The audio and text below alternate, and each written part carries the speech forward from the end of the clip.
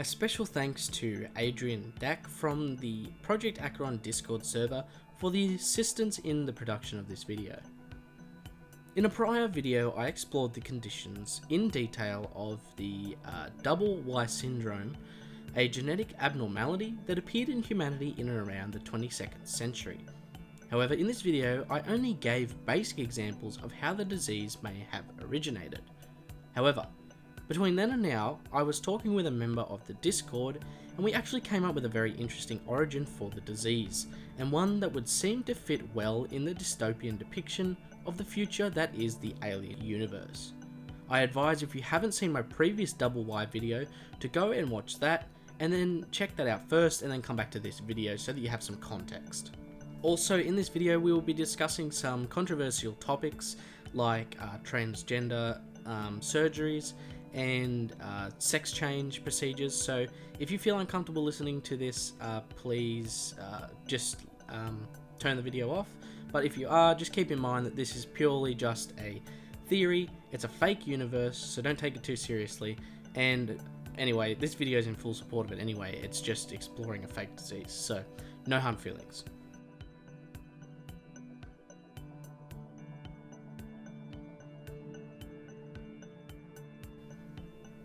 After discussing the possible origins, we are able to come up with the idea that the origins of the disease may actually be linked to the same sexual realignment or corrective procedures that Lambert was said to have endured at birth.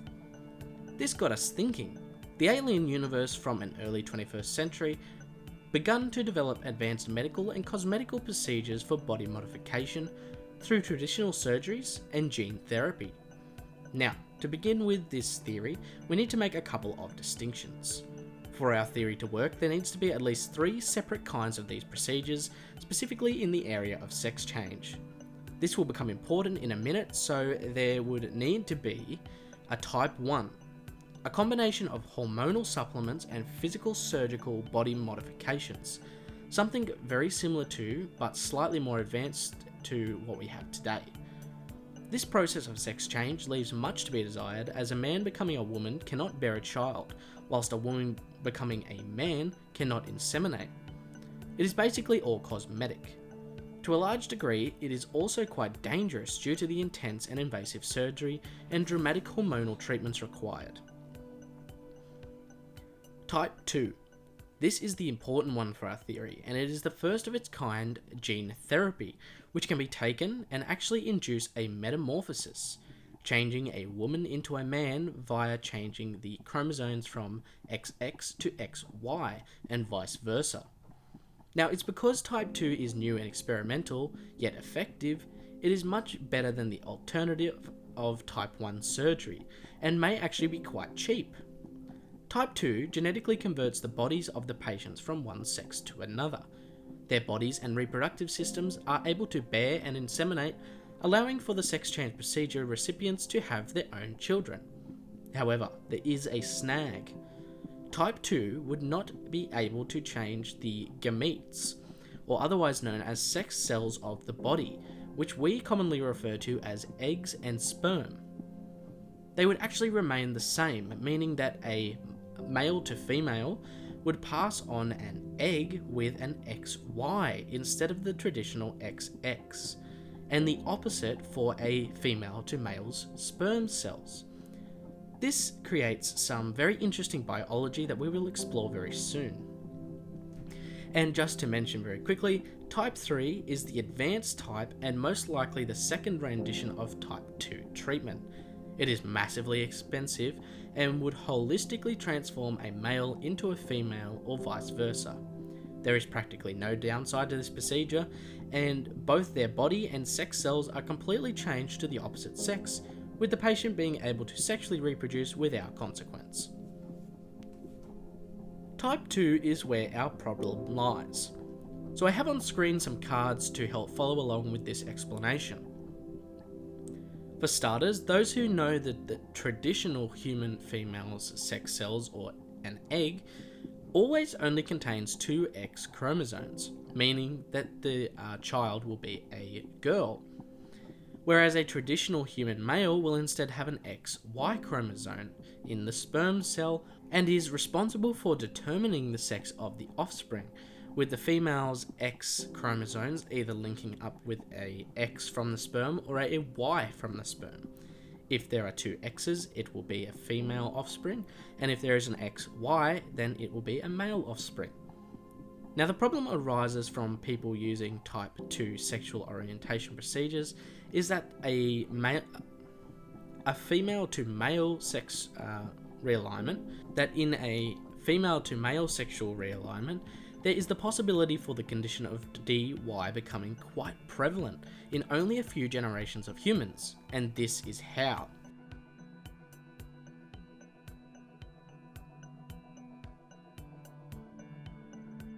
So in generation 1, if we start with 4 groups of even numbers, so 1 being males, 1 being females, 1 being male to females, and the last being females to males, we actually go through all the possible combinations of children that can be created, and we can begin to see that an issue will arise. With a regular male to female couple, the children have a 50-50 chance of either being male or female. With a couple that comprises of 1 traditional female and a female to male couple, there is a 100% chance that the children will be female, due to the fact that a female to male type will physically be a man, with sperm, however, that carry 2 X chromosomes, due to the imperfect nature of the gene therapies that they had endured. Now, a male to female coupled with a female to male couple will actually have the traditional 50-50 split between male and female, the same result as a traditional male and female couple. However, a male with a female to male couples will result in is actually where we see a shift. This coupling will result in a 25% chance of a female, a 50% chance of a male, and roughly a 25% chance of a child with not 1 Y chromosome, but with 2. So now we have a way for DY or double Y syndrome to be present in a population of people who embrace body alterations and modification.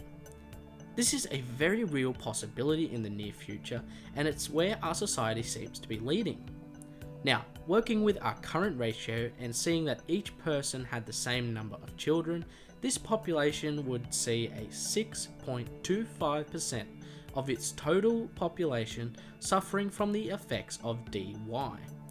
While this does sound small, if we take the round number of 500 billion people living throughout the galaxy, which I feel is a realistic estimate for the Alien universe by the time of Alien 3, we come out to a whopping 31.25 billion humans carrying DY. This number is staggering, and we do have to take into account though that there is likely to be much less than this, because we had started out with 4 equal groups with the same amount of children. However, in reality, these groups aren't all going to be equal and with a varied amount of children, with the traditional female and male still being in the majority, with a potential number instead of DY sufferers not in the billions but still in the thousands or even millions. A large reason for DY's explosive growth could also be attributed to the fact that they struggle to control their sexual urges, which could lead to them producing an excessive number of offspring.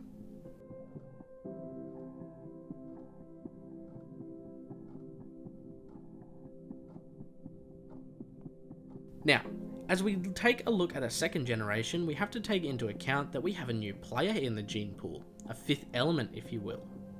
We will call them DYs, and now DYs can mate with either a female or a male to female.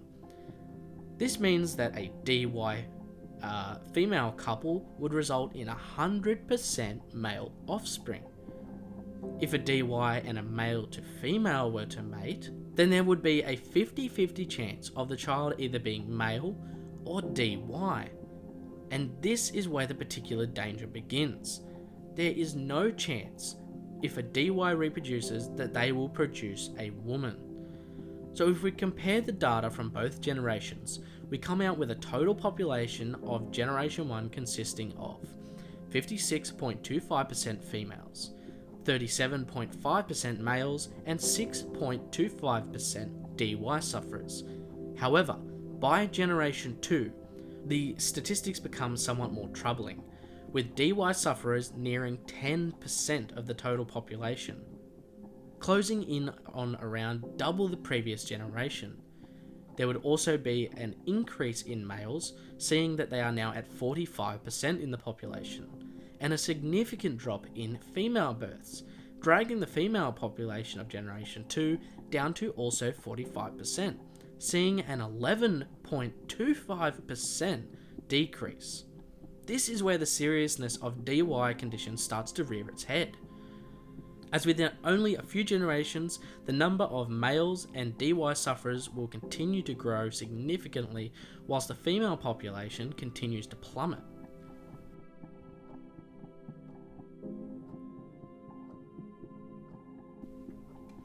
Now, in the Alien universe, we never really have had any reference to a galaxy-wide crisis for the number of women plummeting in the span of like a 50-year period. Why is that?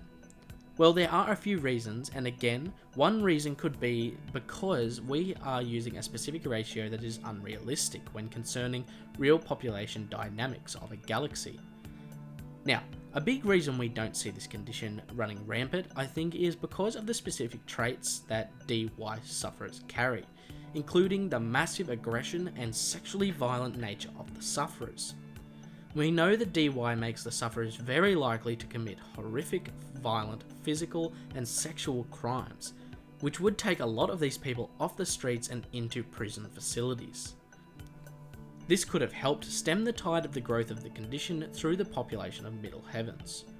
To go along with this though, I think the governments and company scientists that were responsible for this breakthrough procedure very quickly realised that this condition could lead to very, very bad consequences and panicked.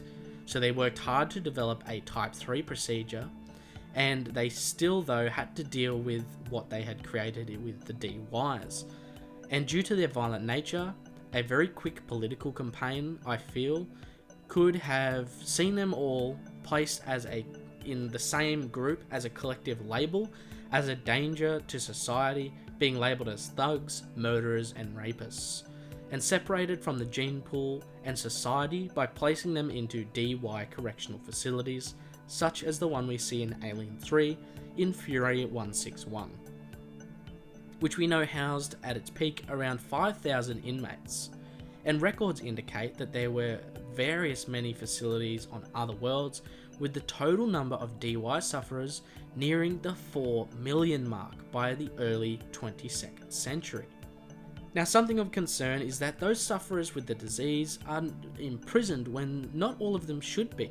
If the genetic defect is actually what is causing them to be predisposed to violent and sexual crimes, then some of them may actually be innocent and be victims of the political agenda to have them moved away from the rest of the population. However, a lot of stuff can change in terms of laws in the decades from our time to the timeline of the Alien universe, and coupled with the outcry from the public about this new disease and the horrific crimes that come out of it, the fear of the human race potentially breeding out females could have led to a more harsh and less understanding treatment for those who committed violent and sexual crimes against others, and condemned those who were much less aggressive. Which isn't a stretch considering the corporate hellscape that the Alien universe had become by this point. Before I go, I just wanted to let you guys know about the merch store called ACHERON's Colonial Marketplace. Here you can pick up a variety of ACHERON and Alien themed merch from 3 distinct product lines, including shirts, hoodies, mugs, blankets, stickers, bags, and even phone cases. So if you want to support the channel and look good doing it, pick up some ACHERON merch. But what other videos would you guys like to see? If you have any ideas or have any questions you would like answered, please meet me down in the comments. If you did enjoy the video, please leave a like and go check out Project ACHERON on Twitter and Discord. If you want to support me further, you can become a patron where you can get access to early and behind the scenes content, the monthly and Alien Day giveaways, as well as the patron only engraved set of items. I hope you guys did enjoy the video, and I'll talk to you guys in the next one. Until then, this is Project ACHERON, signing off.